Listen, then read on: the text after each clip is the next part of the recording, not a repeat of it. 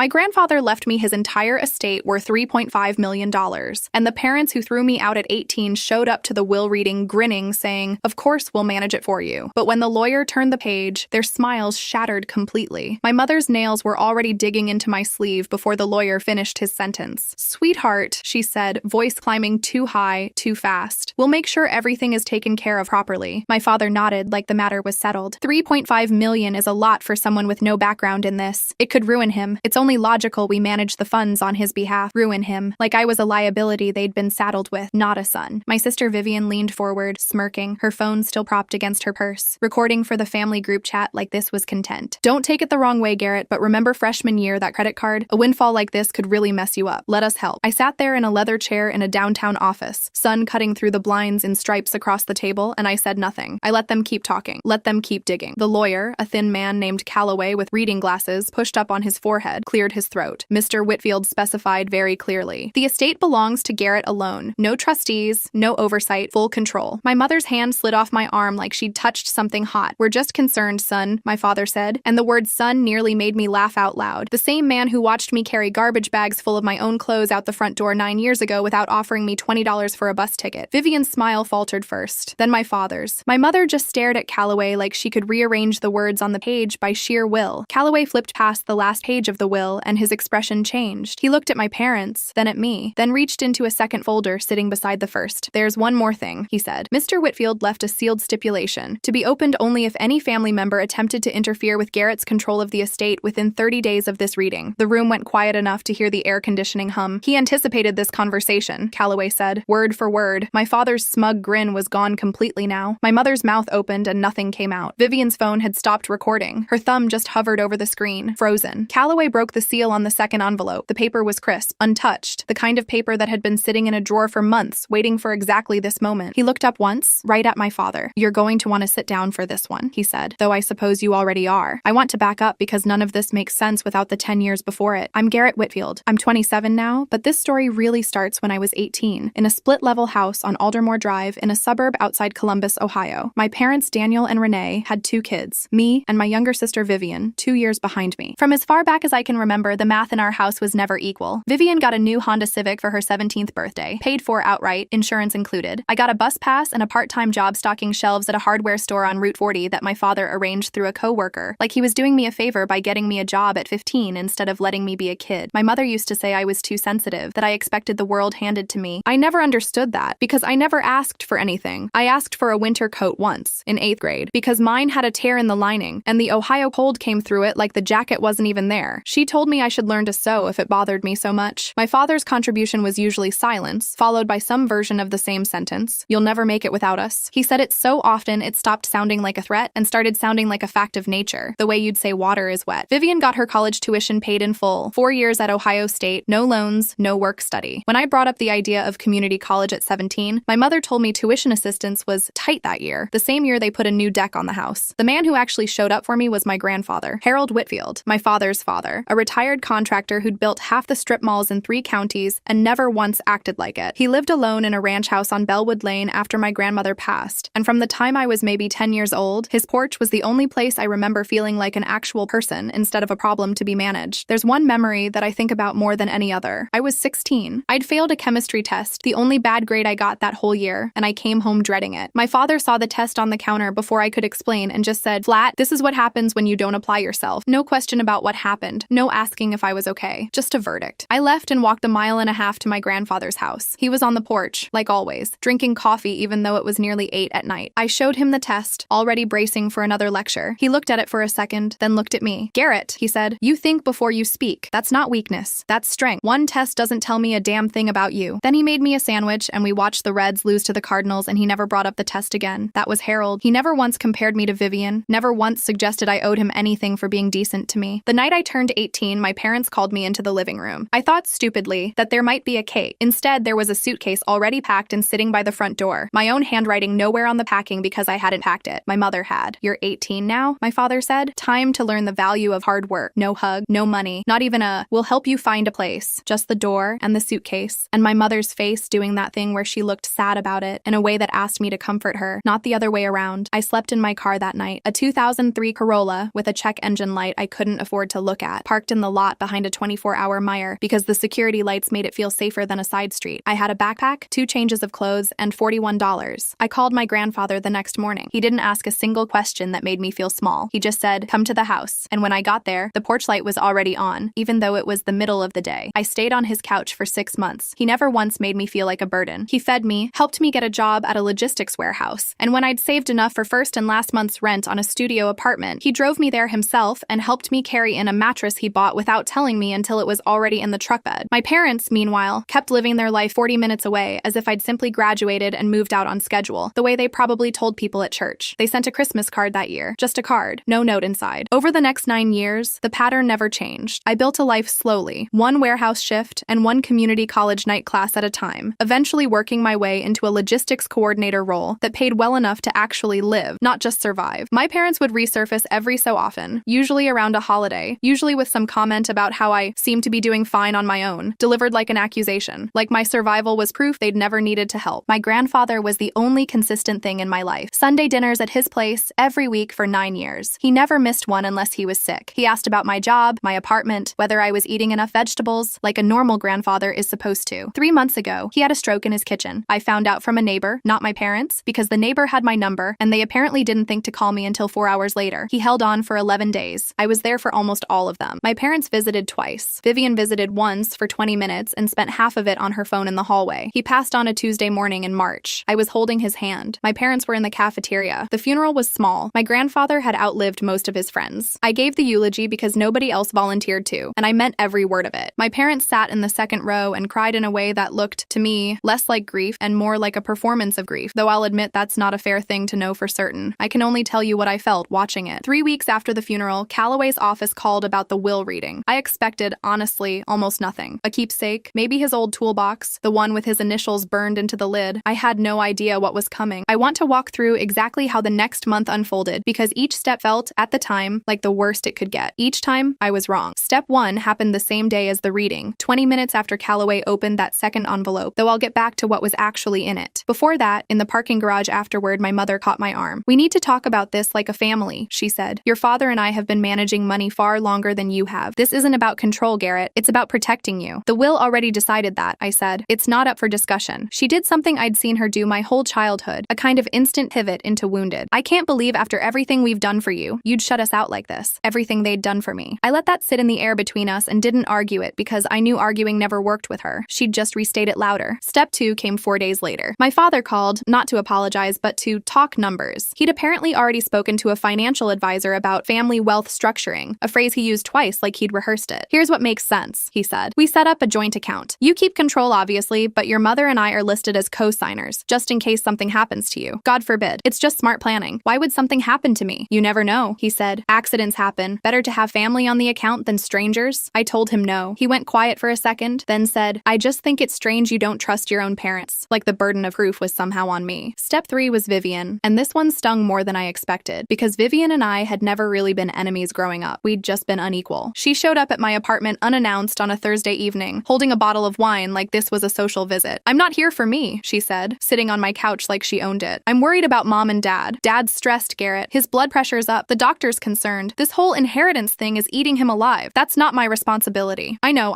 But what if you just gave them something? Not the whole thing. Just enough to take the pressure off. 500,000 maybe. You'd still have 3 million. You'd barely notice it. 3 million. She said it so casually, like it was a rounding error, like the number itself proved how unreasonable I was being for hesitating. "No," I said. She left without finishing her wine, telling me on the way out that she hoped I'd think about what kind of person this money is turning me into. Step 4 was the one that actually scared me, because it stopped being about money and started being about control over my decisions in a more direct way. My mother started calling my employer, not me, my employer. She told HR she was concerned for my mental state after my grandfather's death and wanted to make sure I was being monitored, using language that sounded, to my supervisor, deeply strange for a parent to use about an adult employee. My supervisor called me into his office, confused, just to check in. I had to explain that no, I wasn't having a breakdown. My mother was trying to build a paper trail. That's when it clicked for me what she was actually doing. She wasn't trying to get money handed to her anymore. She was trying to establish, on the record, somewhere, that I might be unstable. I didn't know why yet. I just knew it felt different from everything before it. More calculated, less like grief, and more like strategy. Step 5 was the one that broke something open. It came in the form of a letter certified mail from a lawyer I didn't recognize, a firm called Brenner and Holt. It informed me that my parents intended to file a petition contesting Harold Whitfield's mental competency at the time the will was drafted, on the grounds that a man recovering from a prior minor stroke 18 months earlier could not have been of sound mind, and that the estate should therefore default to next of kin distribution, which, under Ohio law, given my grandfather's surviving children, would have split the estate between my father and his one living sibling, my Aunt Carol, who I hadn't spoken to in years and who, I'd later learn, had absolutely no idea any of this was happening in her name. That letter is the detail I want you to hold on to because it comes back later. My father's lawyer cited a stroke 18 months before my grandfather's death, a minor one, recovered fully, according to his actual doctor. I remembered that stroke. I remembered visiting him in the hospital. I remembered, very specifically, something my grandfather said to me that week, half joking, sitting up in a hospital bed eating Jell-O with a plastic spoon. "Your father already asked about my will," he told me, day 2, before he asked how I was feeling. I hadn't thought much of it at the time. I filed it away the way you file away a lot of things about people you love who disappoint you. I didn't know yet how important it would become. Quick pause from the story. If you enjoy these stories, consider taking a listen to our Spotify show, linked in the description, for early access to new stories and better audio quality. Now back to the video. I called Calloway the day I got the competency letter, panicked in a way I hadn't let myself be at the will reading. He told me to come in. What he showed me changed everything. My grandfather, it turned out, had been documenting things for almost 2 years. Not paranoid, not erratic, just methodical. The way a man who'd run a contracting business for 40 years approached every problem. After that first minor stroke, he'd apparently had a long conversation with Calloway about exactly this scenario, about what his son might do. There was a folder. Inside it, printed emails between my father and a financial advisor named Russ Tabor, dated almost a year before my grandfather died, discussing what the advisor called estate optimization strategies in the event of cognitive decline. My father had been talking to a financial advisor about my grandfather's money, while my grandfather was still alive, still sharp, still driving himself to Sunday dinner every week. There was also a voicemail, saved onto a disc, that my grandfather had recorded off his own answering machine and given to Calloway for safekeeping. My mother's voice, from over a year earlier, talking to my father, not realizing the machine had picked up. "If he leaves it all to Garrett, we contest it. Carol won't fight us. We split it with her token amount and she'll take it. Garrett doesn't even have a lawyer." They'd planned this before my grandfather died, not after, before. And the stipulation Calloway read at the will reading, the one I hadn't heard the actual content of yet, the one that made my father go pale in that office, was this: if any family member attempted to contest the will or interfere with the estate within 30 days, that family member would be permanently and irrevocably excluded from any future inheritance, gift, or financial benefit connected to the Whitfield family trust, a separate, smaller trust my grandfather had set up years earlier that my father didn't even know existed, one that held the deed to a rental property in Sandusky worth roughly $400,000, a property my father had always assumed would eventually come to him simply by being the only son. My grandfather hadn't just protected the $3.5 million, he'd built a trap underneath it, knowing exactly what shape his son's greed would take, knowing it well enough to write the consequence in advance. I sat in Calloway's office and felt something crack open in my chest that wasn't quite anger and wasn't quite grief. It was something more like clarity. My grandfather had seen all of this coming. He'd watched my father for 60 years. He knew. I asked Calloway one question. Why didn't he just tell me? Calloway took his glasses off and set them on the desk. He didn't want you to spend your last year with him bracing for a war, he said. He wanted you to just have Sundays. The lawsuit my parents' attorney had threatened never actually got filed, because 2 weeks later, I did something my grandfather's stipulation had given me the power to do. I called a family meeting myself, my parents, Vivian, and, at my request, my Aunt Carol, who I'd reached out to directly the moment I found out her name was being used in a fight she didn't know existed. We met at Calloway's office, a conference room this time, neutral ground. My father started immediately, defensive before anyone had said a word. "Whatever Garrett's told you, Carol, it's not the full picture. We're trying to protect family assets." "I have a recording," I said, "of Mom telling Dad she'd contest the will if it went to me, made over a year before Grandpa died. I have emails between Dad and a financial advisor about Grandpa's money, sent while Grandpa was alive and completely lucid. And I have a letter from your lawyer, Dad, citing a stroke that Grandpa's actual neurologist documented as fully resolved, with no cognitive impact whatsoever, which I'm guessing your lawyer didn't bother to check before sending." My mother's face did the wounded thing again, but it landed differently this time, in front of an audience that hadn't already spent a lifetime absorbing it. "Garrett, you're twisting things. That voicemail is taken out of context." "What context makes that sentence okay?" Carol asked. I hadn't expected her to speak first. I think that's the moment my father's face actually changed, when he realized the room wasn't going to default to his version of events just because he raised his voice. "You used my name," Carol said to him, quiet, the angriest kind of quiet. "You were going to drag me into a lawsuit against a kid you threw out of your house at 18 to get money you assumed was yours, without asking me a single thing." My father tried to recover, the way he always did, pivoting to grievance. "This family has never given me credit for anything I've sacrificed." "Stop," I said. It came out flatter than I expected, but it cut through the room. I'm not here to relitigate my childhood. I'm here to tell you, clearly, one time. Grandpa left this to me because he trusted me. You spent a year planning how to take it before he was even gone. That's not protecting family. That's exactly what he was protecting me from. Vivian, who'd been quiet the whole meeting, finally spoke. Did you know about the voicemail? When you came to my place asking for $500,000? My father didn't answer. My mother looked at the table. You used me, Vivian said. And for the first time in this whole ordeal, I actually believed she meant it. You sent me in like I was just being a concerned sister. I didn't know any of this. That was the moment the room actually split. Not just me against them, but them against each other. The carefully built front collapsing because it had never been built on anything real to begin with. The meeting ended without resolution, in the sense that nobody hugged it out. But it ended with the lawsuit threat gone because my father's attorney, once he reviewed the documentation Calloway had compiled, advised him in writing that pursuing a competency challenge would be, in his words, professionally inadvisable, and quietly withdrew from the case 3 days later. The aftermath stretched out over the following months in ways I hadn't fully prepared for. My father, having lost the legal route, tried one more approach. He showed up at my apartment in May, alone, no warning, and for about 10 minutes I actually believed he might apologize. Instead, he asked if I'd consider a loan, framed as a business opportunity, something about a friend's restaurant needing investors. I said no. He left without saying goodbye, and that was the last time I saw him in person for 4 months. My mother took a different path. She called sometimes, usually late at night, usually emotional, telling me how much she missed me, how families shouldn't let money come between them, never once acknowledging the voicemail, never once saying the word sorry in a sentence that wasn't immediately followed by a but. I let most of those calls go to voicemail eventually, not out of cruelty. I just didn't have it in me anymore to keep absorbing a relationship that only ever moved in one direction. Carol, surprisingly, became someone I actually got to know for the first time in my adult life. She'd been estranged from my father for years, longer than I realized, over an entirely different set of grievances from decades earlier that apparently rhymed with mine more than either of us expected. We had dinner a handful of times that summer. She told me stories about my grandfather as a young father, about a man who'd apparently been harder on my own dad growing up than I ever knew, which didn't excuse anything, but it filled in a piece of the picture I hadn't had. Vivian and I talked twice more, both times strained, both times honest, in a way we'd never managed before. She told me she'd started seeing a therapist, that the meeting at Calloway's office had been the first time she'd really seen our parents from outside the family's usual script. I don't know if that relationship will ever be what it could have been if we'd grown up on equal footing. I think about that sometimes, the version of us that might have existed if she'd never gotten the car and I'd never gotten the suitcase. Two siblings who might have actually liked each other instead of two strangers raised in the same house with two different sets of rules. There was a quiet grief in all of it that I didn't expect, separate from missing my grandfather, which I did every single day. It was the grief of finally, fully understanding that my parents were never going to become the people I'd spent my whole childhood hoping they were waiting to be. Some part of me, even at 27, even after everything, had still been holding out for the version of them that showed up. The will reading didn't just reveal what they'd planned. It closed a door I hadn't realized I was still keeping open a crack. I used some of the estate to pay off the remainder of my apartment building's unit outright. Bought it instead of renting it, something I'd never imagined being able to do. I set aside a significant portion in a fund I don't touch, on the advice of an actual fiduciary advisor, not a Tabor type looking to optimize anything, just someone competent and boring who helps me make sure none of this disappears the way it could if I let panic or guilt make my decisions for me. I kept working my logistics job for another 4 months before realizing I didn't need to anymore. And even then, I didn't quit so much as transition into consulting part-time, because it turns out I actually like the work, separate from needing the paycheck, which was its own strange thing to learn about myself. I still go to Bellwood Lane sometimes. I haven't sold the house. I sit on the porch some Sunday evenings, the way we used to, and I think about a 16-year-old with a bad chemistry grade who needed one person to tell him a single test didn't define him. My grandfather used to say that money doesn't change people, it just removes the cover they were hiding behind. I didn't fully understand that until I watched my own parents reveal, in real time, exactly who they'd always been, the moment a number that size was on the table. They weren't transformed by greed. They were finally just visible. I think about the 18-year-old who slept behind a Meijer with $41 and no idea what came next. I wish I could tell him it gets better, but that's not quite the truth, not the whole truth. It gets different. It gets eventually more honest, which isn't always the same thing as easier. My grandfather left me in a state worth $3.5 million. But what he actually left me, the thing I think about more than any number, was proof, written into a sealed envelope and a hidden trust and a recorded voicemail, that someone had been paying attention the entire time, that someone saw exactly who I was and exactly who they were and built something to protect the difference. The parents who threw me out at 18 showed up to that, will reading grinning, already deciding how they'd spend money that was never going to be theirs. I think about their faces when the lawyer turned that page more than I probably should. Not because I enjoy their humiliation. I don't. Not really. Not anymore. I think about it because it was the last moment either of them looked at me and saw an opportunity instead of a person. After that, for the first time in my life, they finally had to see me clearly. eventually. It cost me something to get there. It cost me the last thread of hope that they'd ever become who I needed them to be. But I'm not sleeping behind a mire anymore, and I'm not waiting by a locked door for someone to let me back in. I built a life out of what was left over, and in the end, that turned out to be enough.